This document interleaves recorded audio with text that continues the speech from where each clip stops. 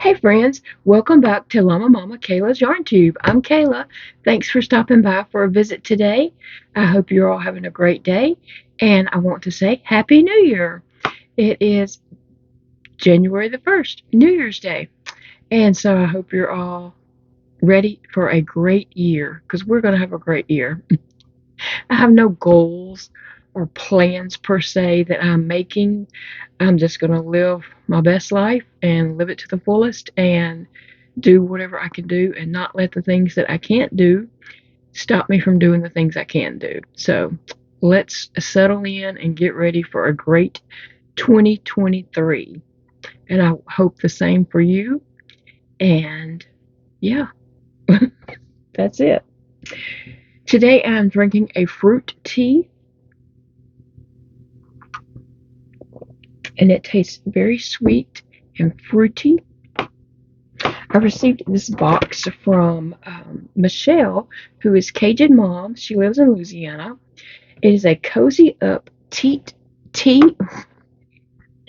fruit tea variety pack. So she did get this from Amazon. It is 36 pods in here. And so these are the little cups, the Keurig cups, and it's teas. So someone had mentioned that they didn't know teas came in this. They do. You can find them on Amazon. I'm not sure if grocery stores have them in the little K cups or not. They probably do. I just have not looked for them. But anyway, the one I'm drinking today is tropical fruit tea, and that's what this one is also. So these do repeat. And while this was making, it smelled so good. Like I could smell the sweetness. It had such a sweet smell. Um, there's lots of different ones in here. I mean, I don't know what all different ones are here, but we will find out throughout the month. And I also have a coffee one that I'm going to be dabbling in also. It just depends if I feel like coffee or if I feel like tea that day. But this tropical fruit tea tastes very fruity, and it has like a smell, like a flower smell. I can't pinpoint what, but it's a real sweet smell to it. Anyway, it's a nice change from drinking coffee to drinking a floral sweet tea. It says tropical fruit, but I don't know why it smells so sweet like a flower. So, anyway, guys, I do want to just mention this real quick that I am on Instagram.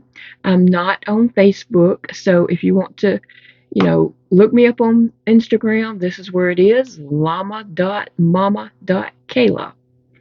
So, a lot of people have, tried to find me on Facebook, they said, or they say they've sent me requests on Facebook, and I'm not there. I don't do Facebook. I do Instagram. I post on there my creations with yarn. I post some family stuff. I post pictures of my dolls, my calico critter scenes that I create, and just things like that. Just whatever. I post anything and everything on there. It's not only crochet, it's life. And so that's what I do on there. And then I scroll and I heart a few things, and then I go on about my way. Well, all this month. Oh, I do need to mention the Sophie's Universe. Okay, that I need to do just a total video on that, but I need to find out a little more information. What I was told was it's not starting until the 7th of January. So you still got time to order the book. You can look it up on Amazon, Sophie's Universe. Maybe I'll just go do another video about that right after this one. That's what I'll do. Okay, so all this past month, I've been working on this wrap, and this is where I'm at now. It has grown quite a bit. I feel like it's kind of wadded up, but it has grown quite a bit. It's not to my length yet. Well, it's probably getting there, but it's not yet. I want it a little bit longer, and I am 5'7", so I do want mine longer than someone who's by 4 would want theirs, right? Okay, so um, this is I've completed day 24. So today is day 25 of working on this wrap, and I just love how the colors are working up. It is a very colorful wrap, that's for sure. My son Dakota had fixed some baggies for me, and today I will open day 25, and then he's fixed more bags, so we'll just carry on with the bags. So each day is a surprise color yarn as I'm working on that, and I love that. I look forward to that. So I'm going to go ahead and jump in and grab the bag for today and open that up and see what color yarn we're adding.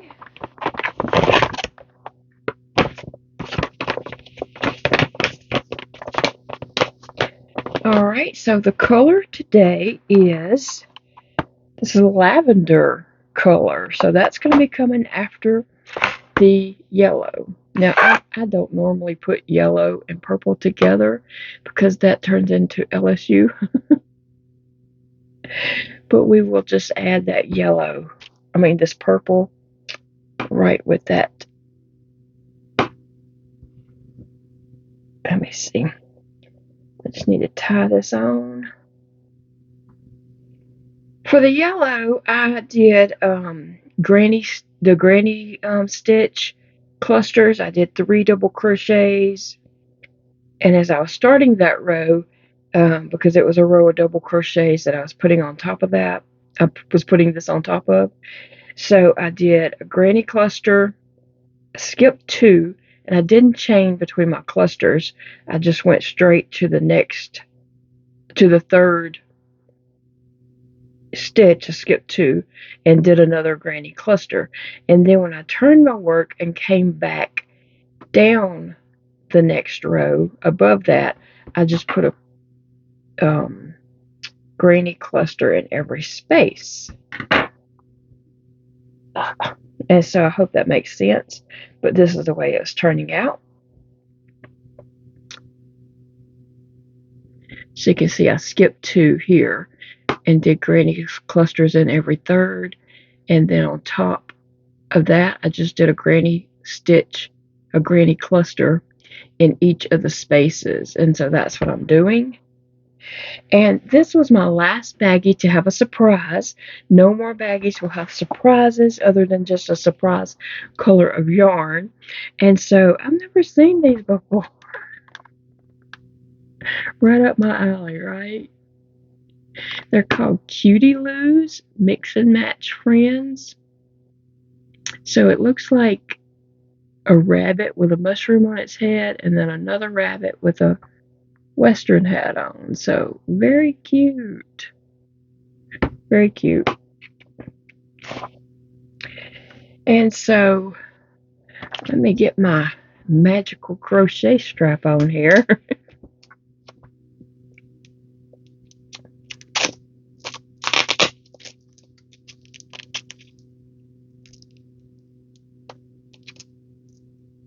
It's giving me a little issues here. Sometimes it's hard to do things one-handed. But I'll manage. Yep, I got it. I got it. But this strap is working fine, and so are other straps that I have. They're working fine. So I'm not still trying to come up with new strap ideas. We're not going to keep reinventing it. It's done. So anyway, I have that granny cluster. So I'll just go into the next space and doing another granny cluster. So yesterday was New Year's Eve, and I didn't do anything with YouTube yesterday. I didn't look at comments. I didn't make a video. I just spent the day with Big Daddy, and we ran some errands and did some things around town that we wanted to do. And then we didn't know some places were closing up a little early, but then we found other places that were open. So it all worked out. And so anyway, I have some questions from the day before when I read comments. And so I was going to try to answer a few of these questions. And then when I go back and read, I'll jot down any other questions. So if you have questions that you would like for me to answer in a future video, please leave your comments below, questions, and I will get to those in, a future video. May not be the next video, but probably the next. So anyway, someone asked me, do you drive? I can. I have the ability to drive. I just don't have a vehicle to drive. So I hope to